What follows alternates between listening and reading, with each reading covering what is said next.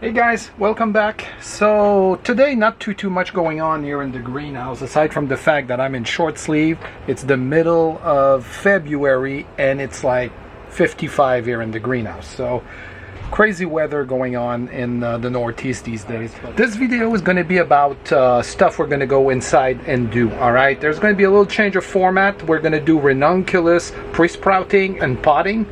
So I'm going to be narrating what my wife is doing, so I hope you like it. Stay tuned.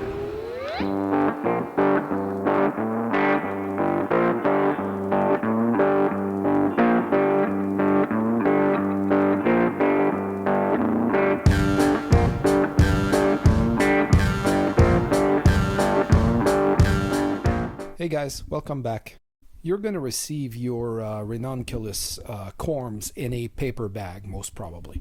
When you get them, they're going to look very dry. Step one in pre-sprouting them is going to be to soak them.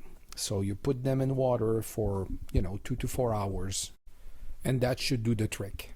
We're going to use regular potting soil in this application here. These aren't seeds, so you really don't need seeding mix. So regular potting mix will do the trick. We're going to put a thin layer of mix in the seeding tray. The mix should be moistened, just like you would do for a regular repotting of a plant. Not so damp that when you squeeze it, water comes out. Because if mix is too damp, those corms could rot. They're really sensitive to rotting. So pay attention to that.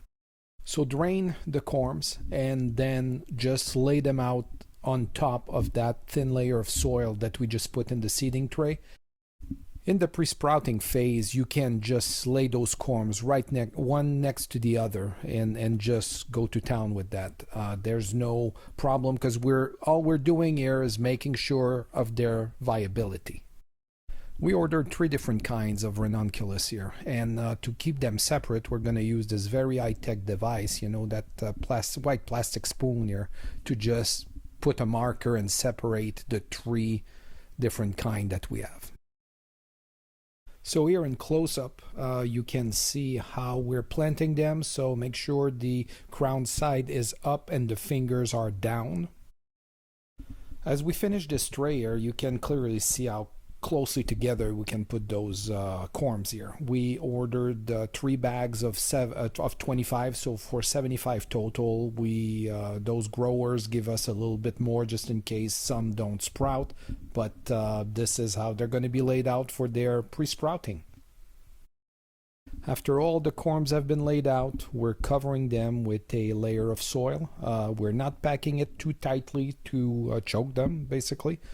So here's the finished product, all labeled, soil over the corms, and ready to let them do their thing for 10 days to 14 days.